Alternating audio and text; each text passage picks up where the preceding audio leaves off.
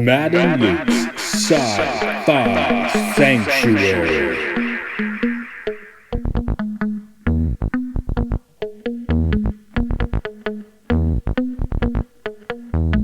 The year is 3013. The galaxy is scintillating in the mellow light.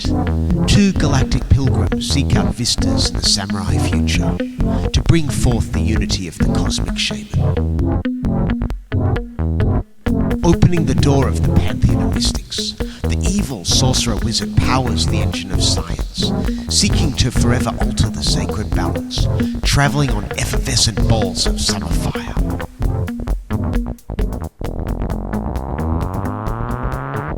This week, Logan's Run.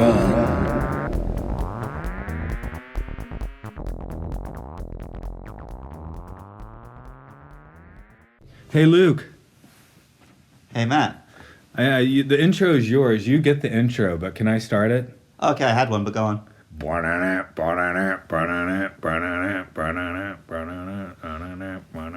the year 2019, I turned 29 years of age, so I have a year to live. Matt, how long do you have to live? Negative 10 years? Yeah. I'm dead as a pole in the world of Logan. Sean, you've been dead for a year. Anyway, I'm Luke. I'm Matt. And this is, well, no, what do we say? And welcome to our Sci-Fi Sanctuary. That's right. And we're getting to the movie today that we sort of named the thing after. Kind of, weirdly. Sanctuary! It is Logan's Run from 1976, directed by Michael Anderson, who's a name you probably should not know. I checked out. Has he been cancelled? No, he's got a lot of credits, but Okay. nothing that really stood out, except one very notable one that might have led to this film. He directed the first film version of 1984 in the 50s. Oh, cool. So that you could see where he did that. Let's hire him for this. Yep, makes sense. Dystopia or utopia, depending on how you look at it. Now, for me, I think this might have been the first time I ever saw this film. Right, so I'm at a very different angle. I taped this off of UHF television somewhere in the mid '80s, maybe even earlier. I feel like I've been seeing this since I was quite young. Now I got it off TV. I think it had like 5 seconds of naughty bits trimmed, but not enough to really matter. Right. I don't think I saw the full film till it was like on DVD, and I got those extra 5 seconds. Okay. Till then it was all VHS, man. Pan and scan. I bet you panned and scanned at some certain scenes. All right. Getting into some of the stars, you said you didn't really know Michael York here. When the credits came up at the start, I recognized the name Michael York. And he looks like a parody of the concept of an actor. I'm an actor! But And I does couldn't, that. I couldn't tell you anything Michael York had been in. Okay. The one off the top of my head is he is Austin Powers' boss in at least the first two, maybe all three Austin Powers movies. He's passed away. He died a few years ago, but I think he was in all three of the Austin Powers But movies. I feel like that would be like a swan song end of his career role. Yeah. It shouldn't be the thing he's known for. Yeah, I probably should have looked him up a little more. Oops. But, he's a recognizable face, maybe because I've seen this movie too many times. Yeah. We also co-starring, we have Jenny Aguilar. I don't know if I'm saying her name right. You want to try it? No. I've never heard it. I'm not going to spell it. Oh, this we time, saw I'm the sober. documentary. Oh, okay. They said that in the documentary. Did they? I think they pronounced it that way. Okay. Anyway, she's best known for this film and also for An American Werewolf in London as the werewolf's girlfriend. I thought The American Werewolf in London was a later film than that. No, it's 1981. This one is 1976. Wow, what a 5 years. Films. And just I didn't look up Michael York, but I looked her up, and she is also one of the shadowy holographic world dominator leader people in the Avengers and the Winter Soldier. And she was in Red Dwarf, apparently, but it's from one of the later episodes, and neither of us remembers it. Yeah, but here's something weird. This is gonna blow your mind. This came out in '76. It's the year before Star Wars, right? Yes. What sci-fis do we have up to this point? Just big prestige ones. Mostly like UFO invasion stuff, right? War of the Worlds, Day the Earth Stood Still. Okay, Data Should Still, that's a good one. My first thoughts were 2001 Forbidden Planet. 2001 was... How early was that? That's 68. Oh yeah, because... Right, moon landing, of course. He went on to direct the moon landing right after. Yeah, and you mouthed the word fuck. That was great. No, 2001 was way in the can. Yeah, in my head, I'd put in 2001 way closer to Star Wars, but it's not. Yeah. So for MGM... Damn, that was a good looking film for 68. Yeah, that's Visually. why we like Kubrick. That's why he faked the moon landing so well. Ah. Send Luke your emails. But this actually was like a prestige film for MGM at the time. They threw... I mean, it looks... Okay, let me just start off. This actually is in my top 10 movies. It always has been. The only time it wasn't is when I was in university and I took film courses. And I took Saturday afternoons to go to the movie theater and watch like Fritz Lang's Contempt and Kurosawa releases. And everyone said this film is crap. And I was like, I guess it's crap. But, a little bit out of university, and I started to love it again. There's like 9 Fast and Furious films now, so my top 10's getting pretty full. Logan's in mine. So you want to call it cheesy. The acting, okay, it gets cheesy here and there. The design, I love it. It gets cheesy here and there. I actually, before I showed up here, I was like, I'll fight to the death over the music, but I might actually have to do that.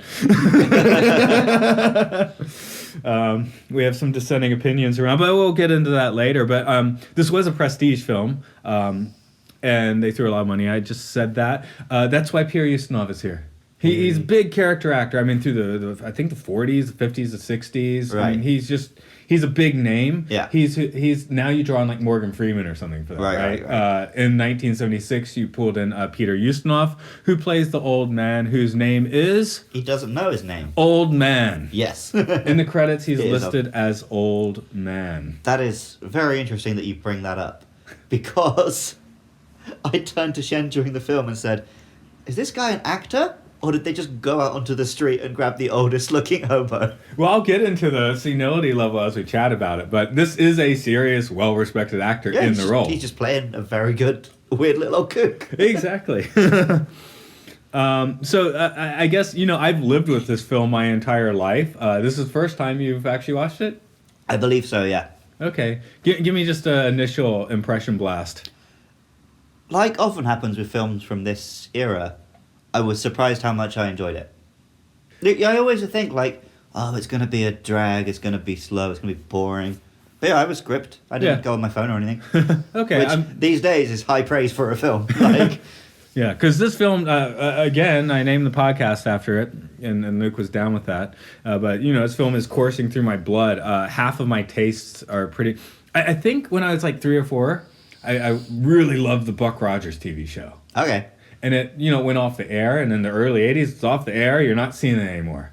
I got this off of UHF, so this kind of replaced it. This was your space stuff. Yeah. Well, I mean, no space, but your sci-fi stuff. Too, but this was that certain strain of it, right? Mm-hmm. That disco strain, I guess. And I honestly, I think I forgot about Buck Rogers for years and years. I had to set... Now we're going to watch at least the theatrical one sometime. I used to watch Buck Rogers as a kid. All right, we'll get into that, but... It's almost like this, like as a small child, Buck Rogers kind of faded away and this kind of faded in. All right. So it follows a line. So it's very much in my blood. If you want to argue this is a crap film, there are many ways you can do it, but I really do love it. I would not call any part of it crap. I can see, like, it's cheesy, but it's also a film from 1976. Yes. So it's going to be cheesy in places, but I thought it was a good film. I guess you have to give, like, pre-Star Wars sci-fi, like, a little grain of salt. Right, yeah. But not 2001, do you? No, well, that's why I was so shocked when you told me how early 2001. I guess we're doing that for the podcast eventually. That's obviously somewhere on the docket, but there's so many things to do. Let's do this one. Let me tell you a tale of Logan. Engage.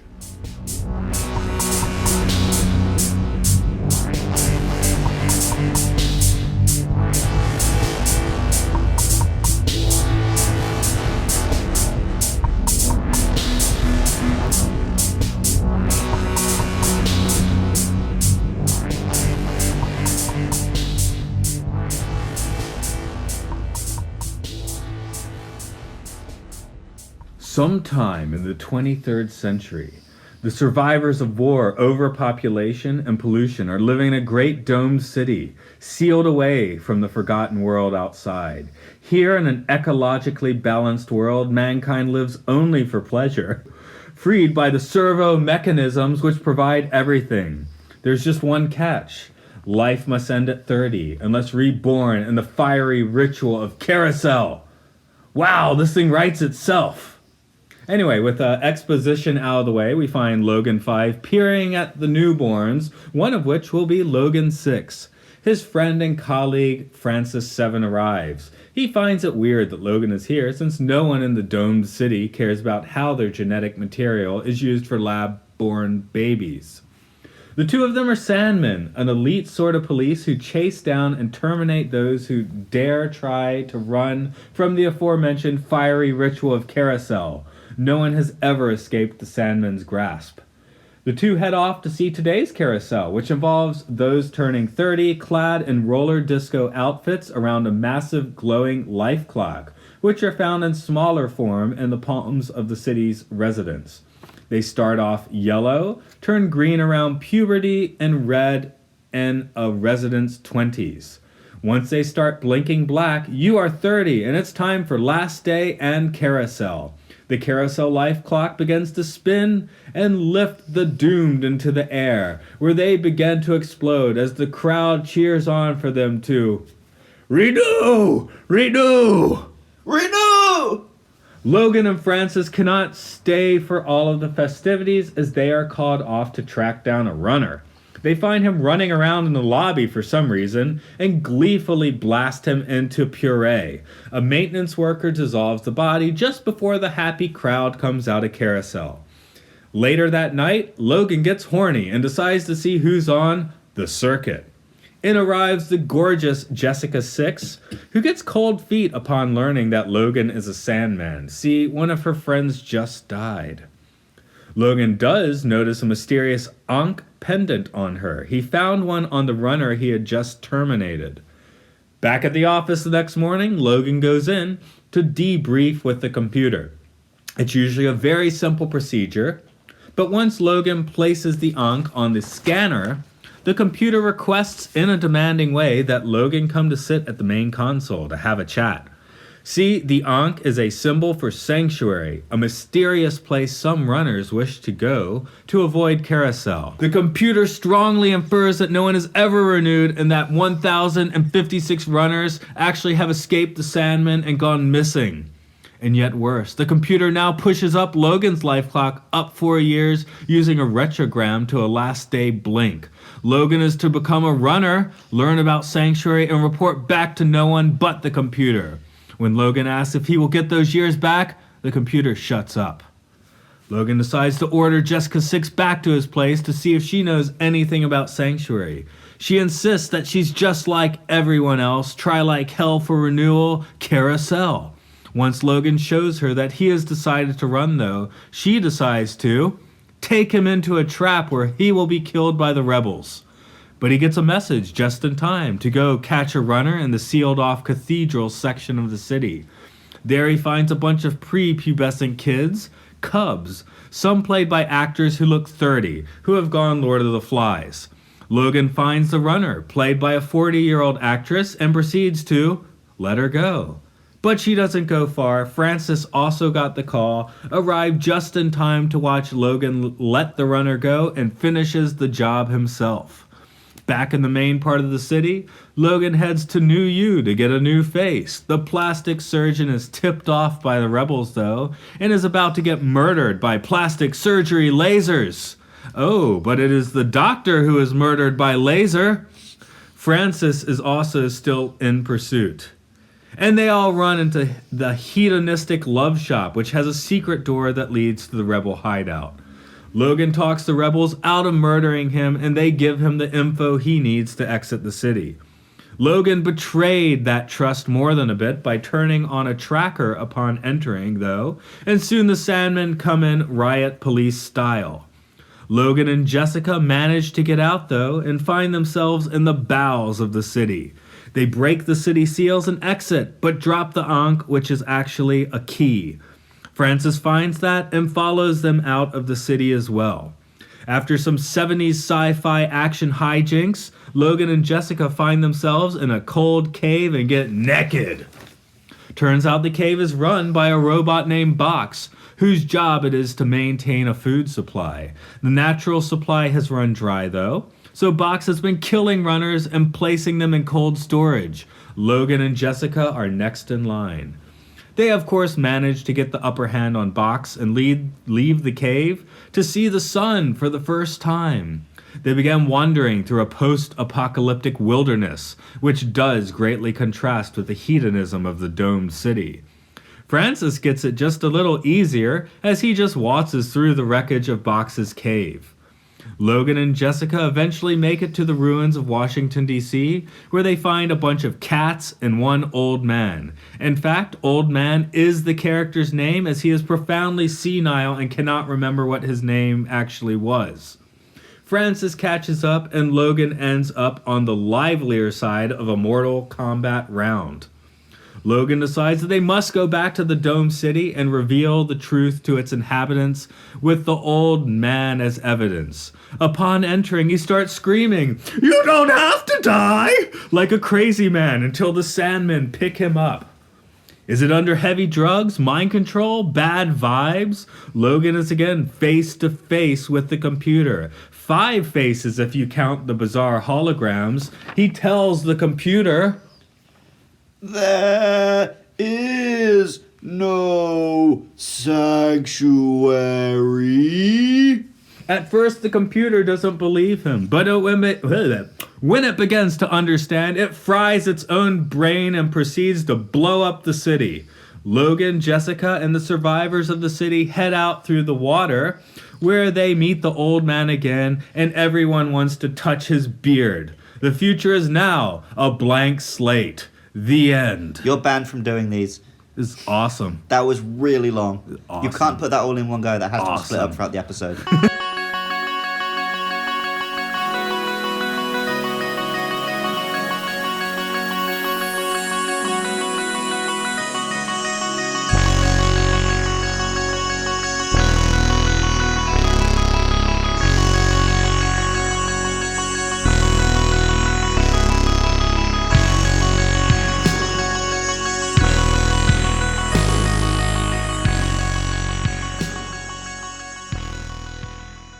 You gotta admit, there's a lot of plot.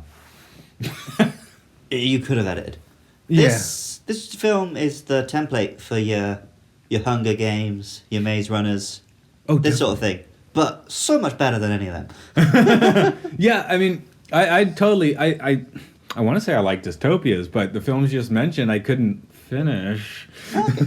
I read and watched all the Hunger Games, but I couldn't get through any of the other ones that came in its wake. No, I didn't even do the Hunger I think Games. mostly I just had a crush on Jennifer Lawrence at the time. No, once I got out in the Hunger Games, once I got out of the city, I lost interest. And the city is the main interest here, too. And I think it eventually gets the name the City of the Domes. But in here, they only call it the Dome City, I think. Yeah, I don't think it ever had a name, but... well, yeah, you say the city was the main focal point. The only part of the film which I felt dragged was everything outside the city. I do, too. I remember there was a point I sort of wiggled my mouse cursor to see like how much left of the film was. I was like, we're halfway. This feels like we're into the final act. They make it back into the city. Yeah. Well, that's the thing. I guess in a lot of movies they get out, they never go back. But here they do. Yeah, but if they're going to go back, I don't know why they had... It just felt like there was a long time of not a lot happening there. But Let's start with the city design, though. I think some of these elements actually did come from Walt Disney's model for Epcot City. Not Epcot Center, not the theme park we have now, but the city he wanted to build. I remember that mad idea, yeah. Yeah. And I also want to say you can ride the People Mover in Florida at Disney World and actually see some of these elements. Okay, cool. And that's the Epcot City, by the way. You will see the Epcot City, which is equally as cool as this if it's not the same thing. But I think at least some of it's the same thing. But I assumed that you were expecting me to complain about the models or whatever, but I thought they looked dope. Yeah, I mean, they look like models, but they're, I'm a guy who watches old Doctor Who's and stuff. these are awesome models. Yeah, it's sick. I mean, yeah, they're great as models go. You had a little more issue with the robots. Well, the one robot we spend a lot of time with. Well, yeah, the way I put it to Matt is, we are very lucky that this film came out a year before Star Wars and not a year after, because that robot is shit. And I noticed that when I was a kid, but he's not on screen that long. I mean, I talk about 60s Doctor Who. 60s Doctor Who did robots better than that. Cybermen, Daleks. Daleks are pretty cool, yeah. Okay. Exterminate. Box just sounds... I was like, did they get a voice actor? Okay, the name is Roscoe Lee Brown.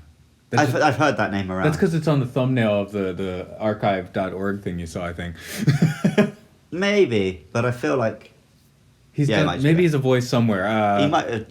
I mean, I've watched a lot of cartoons and shit, so I'm sure he did a Transformer or something.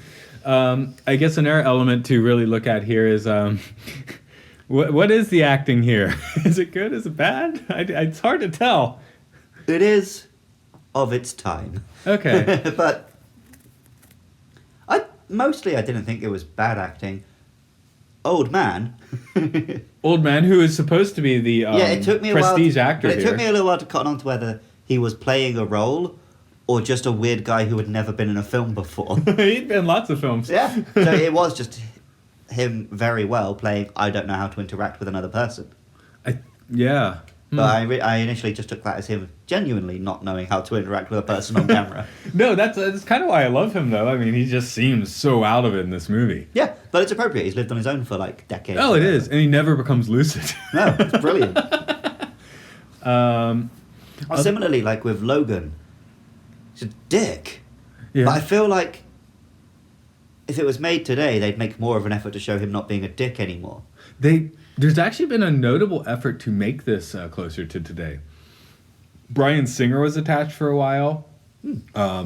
He ended up leaving the project to do the sequel to Superman Returns. But I feel like the Michael Bay movie The Island sort of derailed efforts to do this one again. Okay, I actually quite like The Island. I like The Island too, but that one does turn pretty much into crap once they leave the city. Yeah, true. Logan's Run, like you said, does slow down a little bit, but it's like kind of Also, the going shots into of gear. like ruined DC. Oh, that's awesome. I bet they were pretty mind blown at the time, especially. Yeah, those are But that great. was not seen that often then. I want to get... I actually read the book yesterday. I want to get into that a little more, but I think we should just leave that in its own spot It'll be its and own section. move on for now. Okay, Disco design. I can see why you love it. Star Wars wiped out most of that, although there is a fantastic disco version of the Star Wars theme. You've probably I know. Yeah, of course, okay. I guess it just reminded me how sad I am that no matter how far into the future we get, fashion just doesn't change that much. A guy in 2020 will look the same as a guy in 1920. Who has my like big flowing disco spacesuit. And I did mention the roller disco death gowns for the carousel folks. They turn up in the gowns and those weird surgical masks, but then they like ditch them and they're in those spandex like Roller disco. Yeah, I guess having not seen the film but being aware of the premise, I did not expect the death to be like that. Some fun facts, just where they filmed this. A lot of the scenes were like the Dallas Convention Center, I believe, which is pretty obvious when you think about it. It's a modern 70s style. I mean, convention center and hotel, right? Some of the scenes, I know Logan's room, the models, Carousel, the set for Carousel was in California. Shan noticed that when they go to the water system and get back into the city, that's in San Francisco. She's been there. Okay, I didn't know how to write that, but I definitely noticed it. I was like, is this a granite jungle? I don't quite know what to call this. Yeah, it just exists, and they spotted it and thought, that looks like sci-fi, let's use that. Yes. It does look sci-fi, so they were right. Sci-fi. Otherwise, I lost my train of thought there. Carousel, yes. I just heard recently that someone had taken a tour of MGM Studios right after his film was completed. They were breaking down some of the sets. They knew they were going to make a TV show. There's a 14-episode TV show for Logan's Run out there. I did not know that. Now you do. And so they wanted to keep some different actors and stuff. Right. But I think they kept some of the sets, but they were tearing down the very large carousel set under the excuse that, well, if we need to show that sort of stuff, we'll just use the stock footage. Right. And then they ripped down the set. Yeah. 'Cause Well, it was- we were wondering when we were watching it if the second time you see it, it was stock footage from the first time. Probably. Yeah. But I think they at least wait till after the movie to actually tear it down. But hey, why film it again? Because what you have like 40 people on wires, Yeah. which you can see in a few shots. Oh, well, like with Spider-Man, when you complained about the effects, we were watching this on probably a lower quality stream than you, so... If you're on a Couldn't good see screen, that stuff. you can see the wires if you're watching this in good quality. But that's charming. You In this you case- could argue that the wires actually exist within the canon. Maybe they're just being pulled up on strings. Yeah, there's no zero G stuff going on as they lift up into carousel.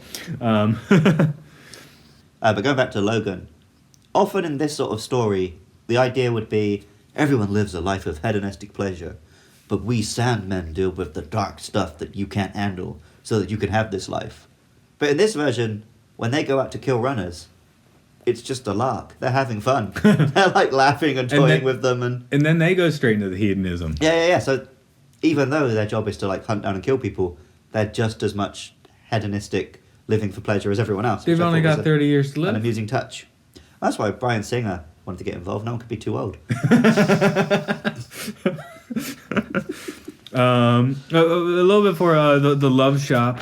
The Love Shop. You know Love Shop. They're escaping. Oh, from we remember the Love Shop. We weren't quite sure what was going on. But No, that's all slow motion and just weird sounds.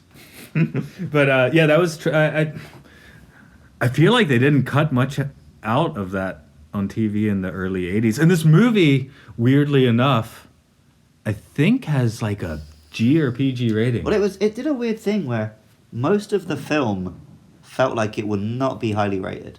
Like, it was pretty fun, rompy sci-fi. And then just every now and then it's like, oh, here's a dude melting. Here's some tits. Yeah, I know. There's a pretty notable side boob, side ass thing going on Well, there. she's got her outfit is the entire side is visible. Just has a front and a back and no sides. Hey, get ready to go to Studio 54, man. So before we wrap up in this little bit, let's get into that music. We noted that I make music and half of it sounds like Logan's Run.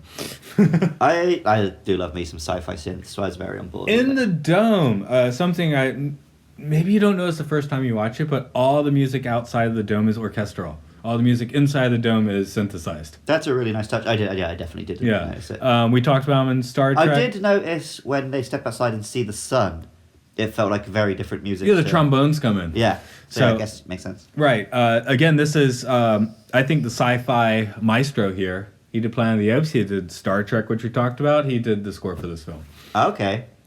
But we got the bleepity bloop synths, which... The only issue I have with the synths is sometimes I couldn't tell what was supposed to be music and what was supposed to be a sound effect. I think it's... Because all the sci-fi sound effects are also just... That's a good point. Synthy bleepity I think it's bloops. all supposed to kind of blend together. Yeah, I know. Wait till we get to Forbidden Planet. That's all blippity bloop. You can't tell anything. We do get a few themes here. I can't sing chords, but something like that. Which theme was that? That's the Outside the Dome theme. Okay. Okay, you can watch the movie and my trying to sing. Yeah, I it watched the right movie now, so- once. Yeah, yeah, I've seen it a lot of times.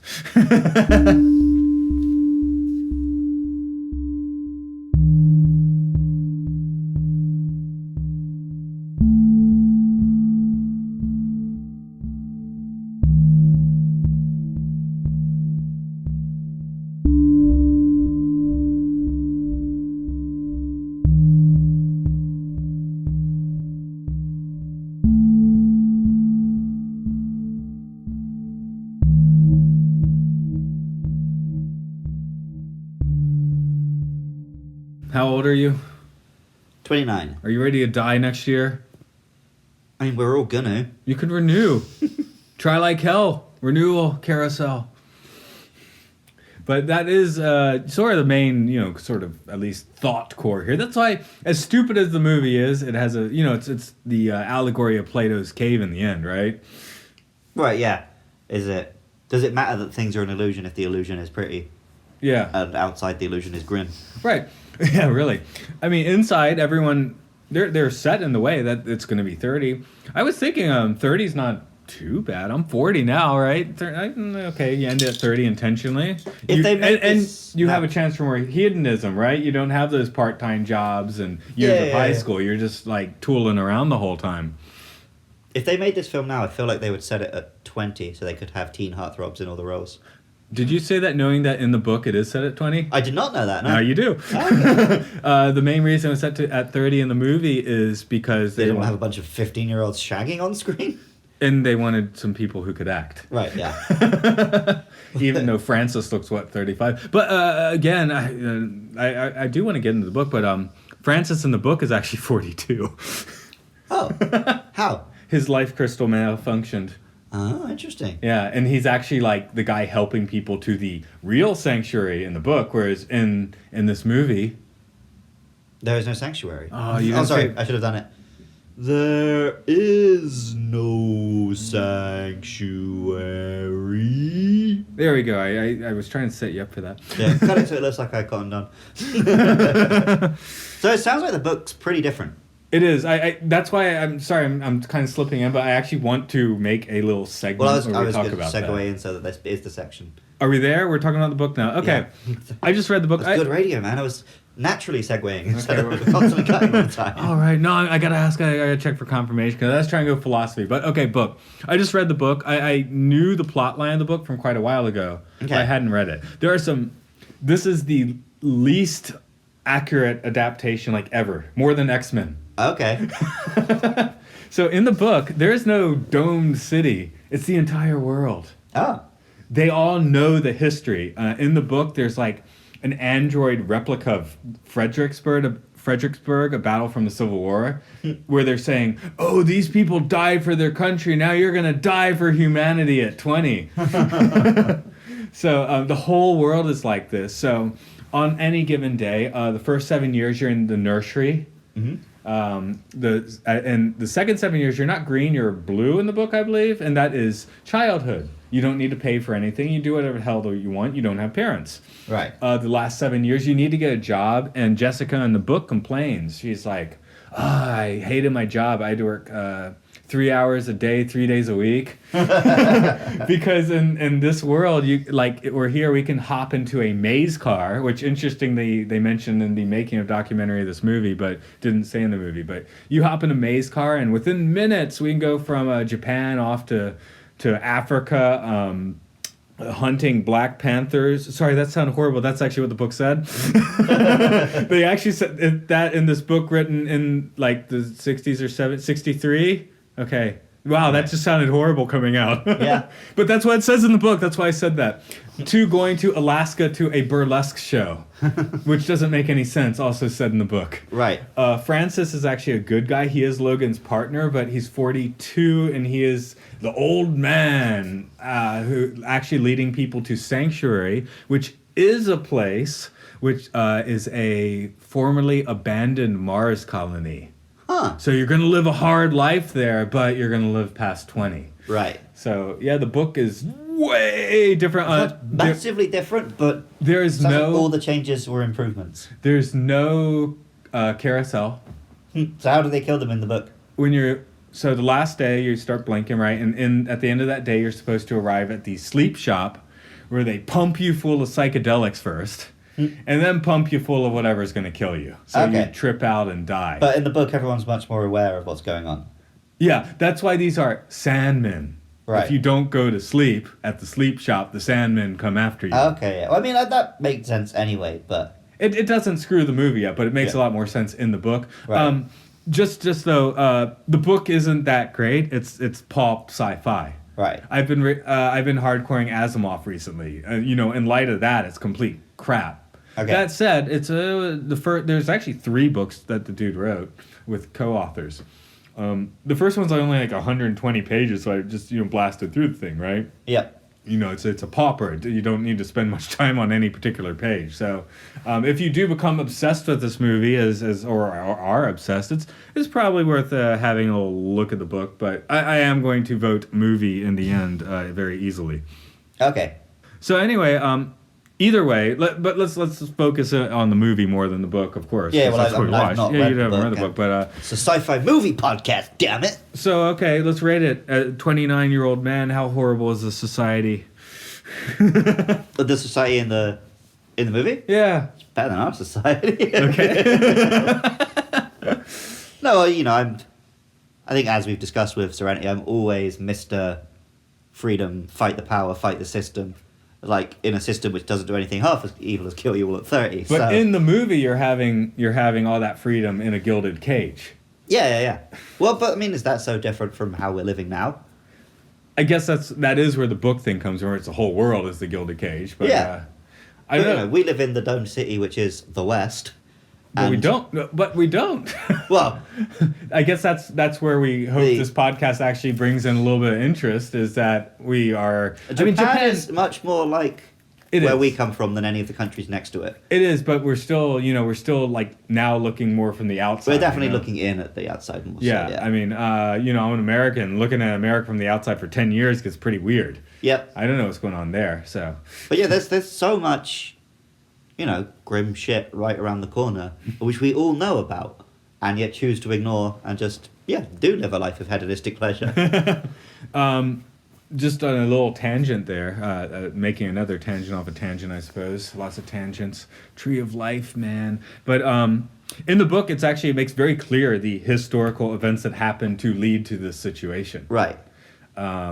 Which very rarely works in these sort of films. It's always like the less you know, the more it kind of makes sense, right? It kind of works. I think in the book, it's sort of like, what is it? Anyway, the youth get so pissed off at government that they actually manage to organize, and there's the Little War on Washington where they end up firing a dirty nuke. Okay. Which is reflected in the movie because in the book they go to Washington and it's a tropical jungle. Yeah. The nuke has irradiated the soil, which is keeping everything warm. And that's kind of reflected in those groovy Washington D.C. scenes because it's like, why does Washington look like that? I've not seen a film like this old, which depicts like a apocalyptic city that way, overgrown, Last of Us style. Like, it's normally the desert, right? The Planet of the Apes. Right. Or that, Living they got the dust. underground stuff there. Yeah. But I guess that is a glimmer of the book. A lot of little pieces of dialogue come when Farrah Fawcett. Oh yeah, Farrah Fawcett's in this movie. When she is talking to Logan, like, oh, you should get dark hair. I like guys with dark hair. That's actually, there are like these direct bits of dialogue from the book, but it's just kind of weird how they adapted the thing. Maybe it just went through a lot of rewrites. Yeah, it must have. One Please rewrite. edit that out. Also, your claps. Yeah, it's better than the clap. I think I listened to a few of the other ones we did, and it seems like clap more, and I noticed.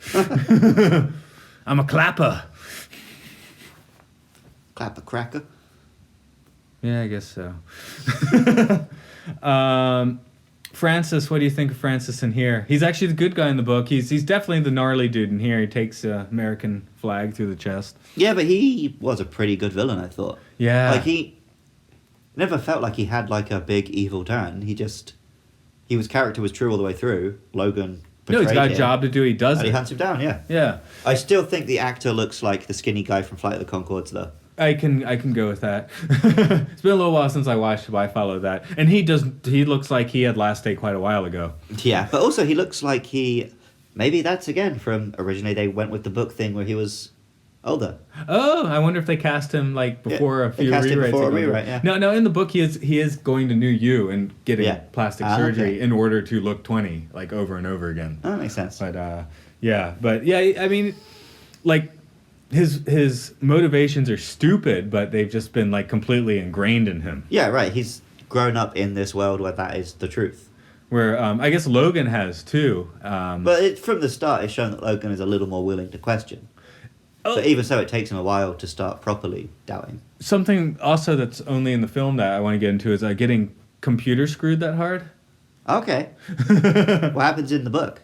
In the book, he just goes to Last Day and is like, "Fuck it, let's run." Oh, okay. That's what before I saw the film I thought would happen. No, he had in the book the runner they kill is actually Jessica's twin brother. Huh. So Jessica's also in Last Day in the book. She's a red.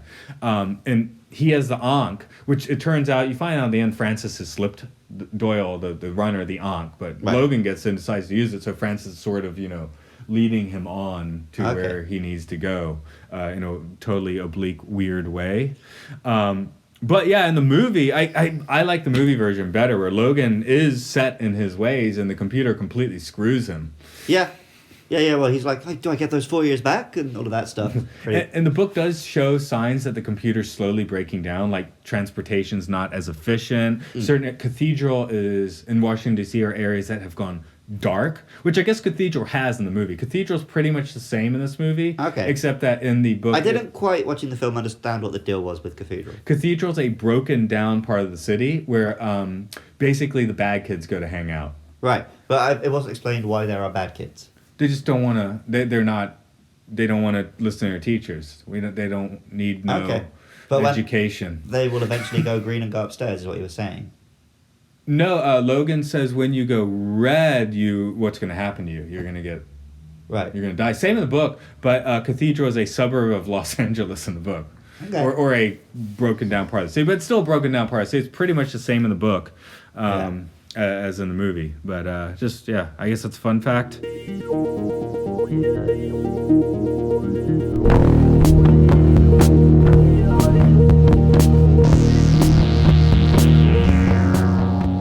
Today's news segment, probably one time only. Innovations of the future.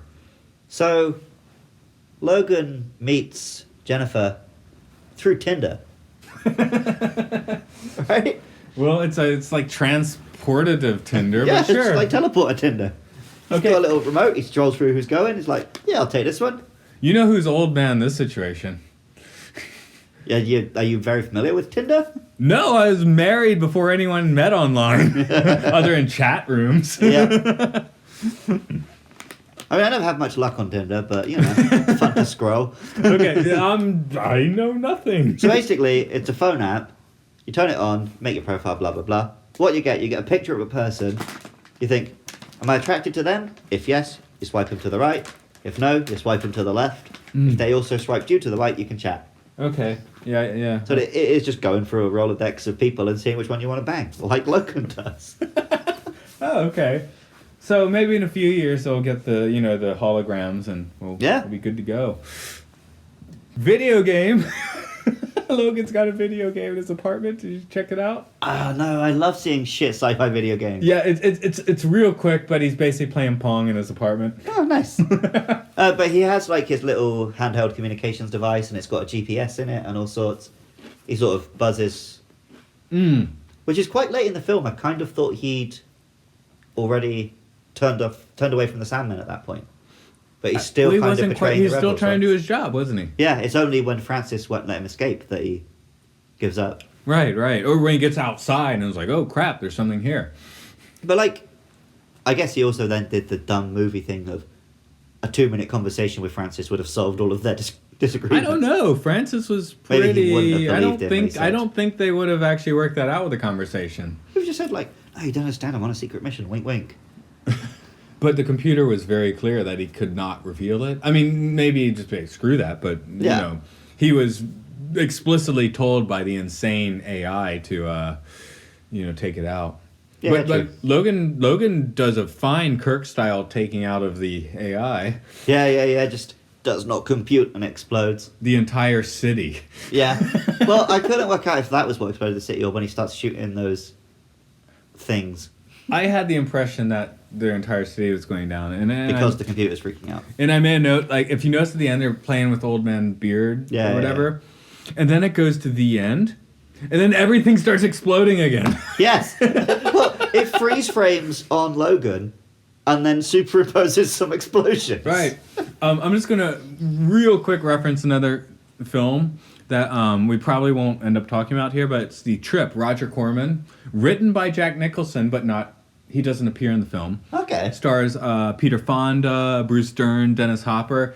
It's not sci-fi. You should check it out. The point is, it's about Peter Fonda's a commercial director who trips LSD in order to find himself in the 60s, right? Right. And the film company was like, well, he seems okay in the end, so you can't do that. So at the end, they freeze frame him and then have a cracked mirror. And I kind of feel like so he went nuts. So I kind of feel like they did that here too accidentally. We were on the AI. You want to get into that? I was going to mention just it's really well delivered. Just every time someone meets old man, they've never seen an old person, and even before that, they see Abraham Lincoln's face. Like, oh, is that what old looks like? I just thought it was a nice touch. Yeah, I like that. I went ahead a little more into the book because they dropped the ball a little bit. The blaster, what'd you think? It would have been fine if there'd been just some sort of beam, shot, something, and just it lights up, the thing explodes. That's pretty Han Solo from first Star Wars. But I feel like you normally see a bolt. Apart from when he shoots the guy under the table. Right. When there's a bit more distance, you see something. Okay, so most parts I think they improved on the book. They really dropped the ball on his gun. Why? What does his gun do in the book? In the book, the gun is only the Sandman can use the gun. If you try and use the gun and you're like not, some Judge Dredd shit, yeah. Yeah, if you're not keyed to it, it's Judge Dredd shit, exactly. The gun is a revolver. Nice. It has 6 chambers, each with a different function. Okay. Like one is like a tangler where it'll wrap the person in something to keep them tight. The one that they talk about most is the Homer. Ah. And the Homer, you have to be careful because the Homer can home on somebody close by. So you got to get the runner when they're alone. Right. Which they do in the lobby in the beginning of the movie. They are shooting a Homer, they just don't talk about it. Okay. What the Homer does is it finds a 98.6 Fahrenheit, or is it 96 point? I don't remember. I live in Japan. We have to talk about the Celsius now. You want to help me on that? What? Body temperature supposed to be. No. Okay, we're lost here. Whatever regular body temperature is, it homes into that. Right. And incinerates every cell of that being. Okay. Painfully. So basically it disintegrates you painfully, which is, I guess, the runner just gets shot, doesn't he? Yeah, it's just like... Yeah. Like, one thing I noticed watching it, people don't scream when they get shot in films anymore. Wilhelm scream. Do you know the Wilhelm scream? Of course. Matt. Is this a Wilhelm scream? Matt. Was it Wilhelm scream here? Matt. Yeah? Not everybody knows. Fucking dude on a movie podcast doesn't know the Wilhelm scream. Okay, just checking out. So not everybody So there's knows this it. movie, have you heard of it? It's called Citizen Kane. What's he a citizen of, man? The Earth. I've never seen it and I don't plan to, but... I like it. Anyway, yeah, we are getting those in this movie, aren't we? Because I feel like it was after Star Wars when this Wilhelm scream got popular. That would have been a biggie, yeah, but it comes from a much... Oh, man. It comes from like a cowboy film, and then it actually comes from a film before that. Yeah. But it had only been used in like 2 or 3 before Star Wars. Okay. And then it became the joke right. and everything. They got good screaming hearing if it's not that one. But yeah, I just mean in films these days, you never get that. The... We need that again. Huh? It's also, the other thing you don't hear anymore is the old James Bond. When they miss someone, you hear the... Boing, ba-dong, ba-dong, as it bounces off metal. Oh, yeah. I miss that from gunfights.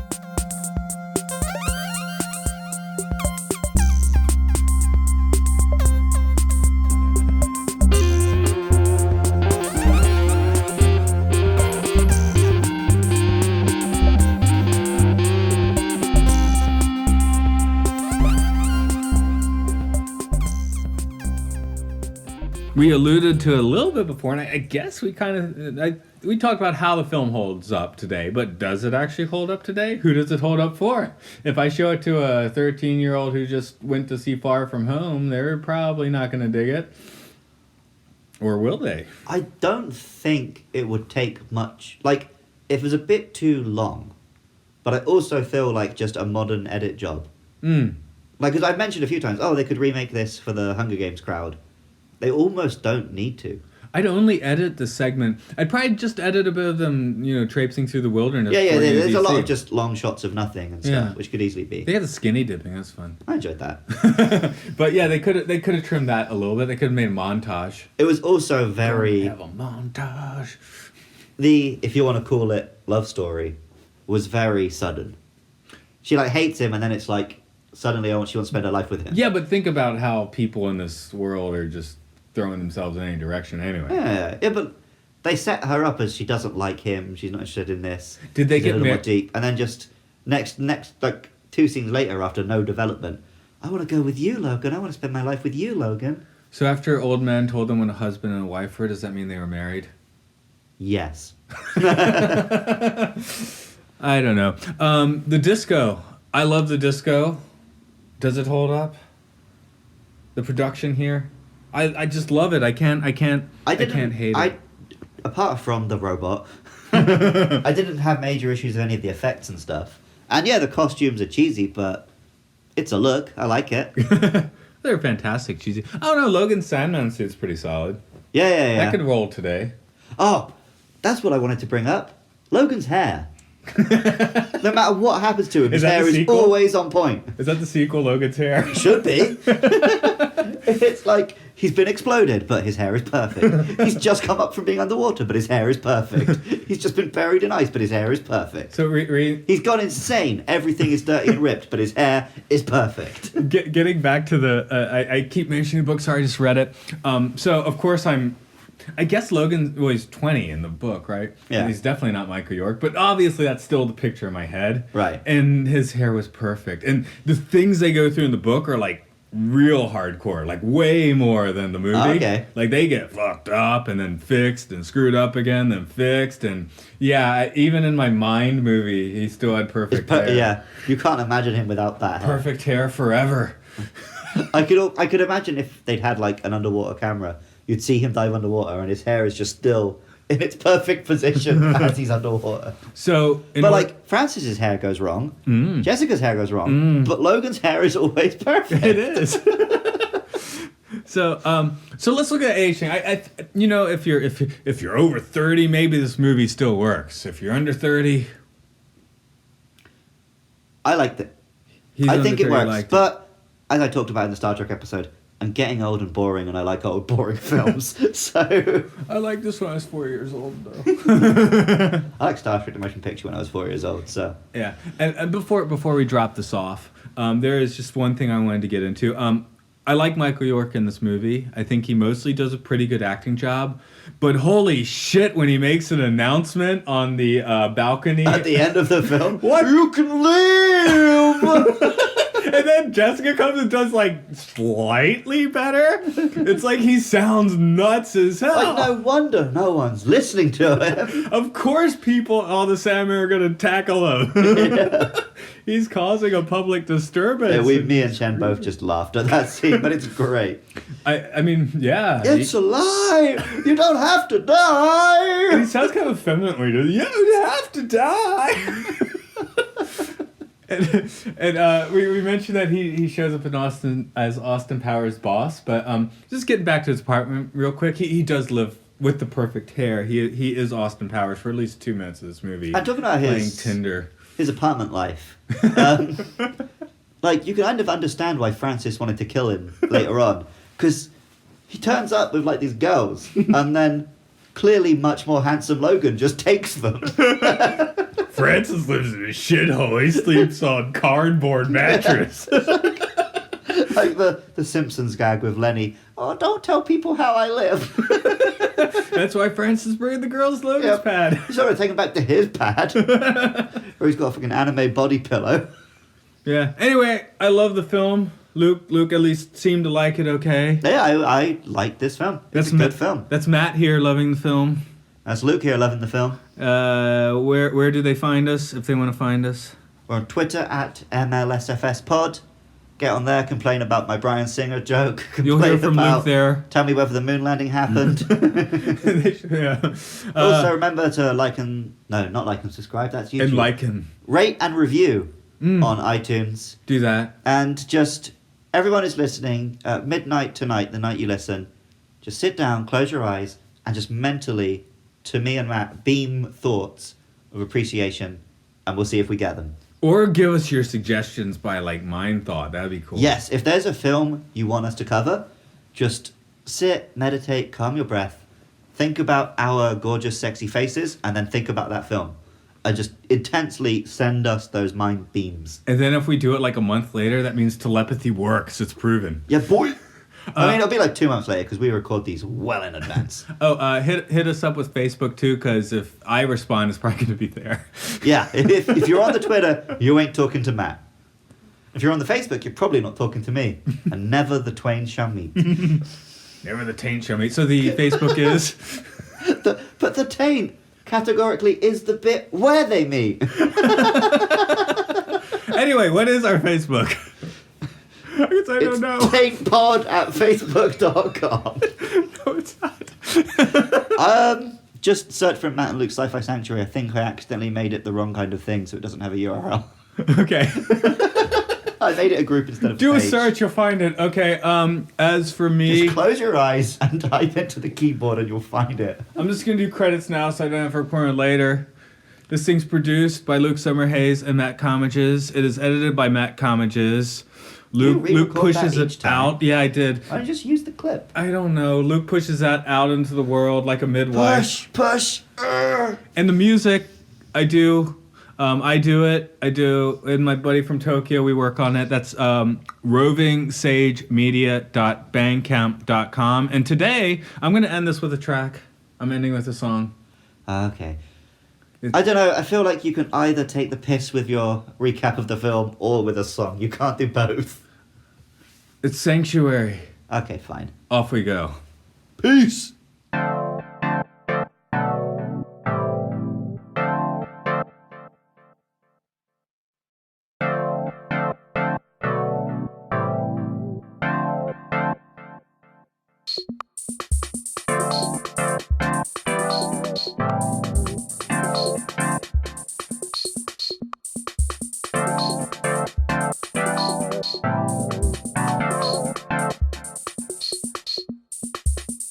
Third eye chakra turns to silicone, here trapped within the utopia. Calling countdown for your day's finale, hedonistic cornucopia. It's okay getting a bit crazy.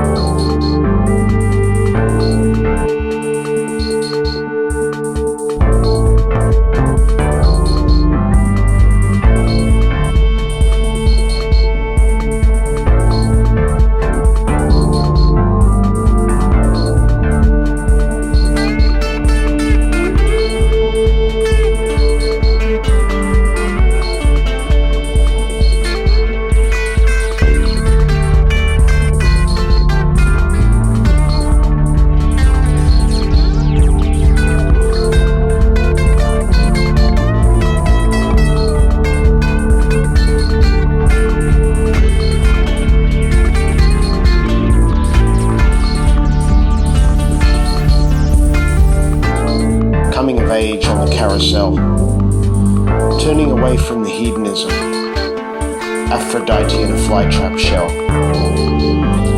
Saw the falsehood to their salvation, renewed by the geodesic dawn, dogged the pursuit by the Sandman, in the paradise of your biodome.